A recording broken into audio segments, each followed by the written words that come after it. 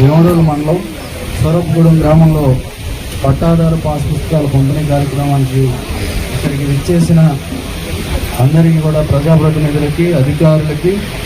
అలాగే రైతు సోదరులకు, మీడియా మిత్రులకు అందరికీ కూడా నా హృదయపూర్వక నమస్కారాలు తెలియజేసుకుంటూ, ఈ రోజున ఇంచుమించు మనకి స్వరూపగూడెం గ్రామంలో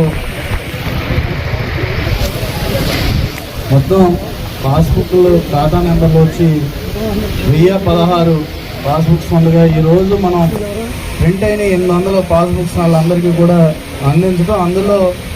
216 పాస్బుక్స్కి ఒక 100 పాస్బుక్స్ ఆల్రెడీ ప్రింటింగ్ కూడా ఈరోజు పంపించి, ఇంకా వీటిలో ఏవైనా సరే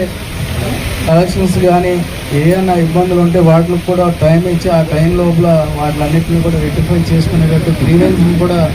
నిర్వహించి ఎవరికి ఎటువంటి ఇబ్బంది లేకుండా, అంటే ఎల్పి నెంబర్లు కూడా గతంలో చాలా ఇబ్బందులు పడి దాంట్లోంచి బయటికి రావడానికి ఇవన్నీ ఉన్నాయి, అవి ఎక్కడా కూడా లేకుండా ఈ రోజున పూర్తి స్థాయిలో ఇక్కడ అందరం కూడా రైతులు ఎటువంటి ఇబ్బంది పడకుండా ఒక ఎఫ్ఎంబిని కూడా పాస్బుక్లో రైతులకి సరిహద్దులు అన్నింటిలో కూడా నిర్ణయించేట్టు ఎఫ్ఎంబిని కూడా ఇచ్చి వాళ్ళకి ఒక రాజముద్రతో వాళ్ళ ఫోటోతో అన్నీ కూడా ఈ రోజున ఈ పాస్బుక్స్ అన్నింటిని కూడా రైతులకి వాళ్ళ దగ్గరే ఆ గ్రామాల్లోనే ఈ రోజున ఇక్కడ అందించడం, ఈ కూటమి ప్రభుత్వంలో మన ముఖ్యమంత్రి నారా చంద్రబాబు నాయుడు గారు, మన ఉప ముఖ్యమంత్రి పవన్ కళ్యాణ్ గారు, మన ప్రధానమంత్రి నరేంద్ర మోడీ గారి ఆశీస్సులతో రైతులకి అనేక విధాలుగా సబ్సిడీ రూపంలో ఈ రోజున పనిముట్లు అన్నిటిని కూడా అందించడం, అలాగే డ్రోన్ను కూడా మనకి 10 లక్షలు విలువ చేసి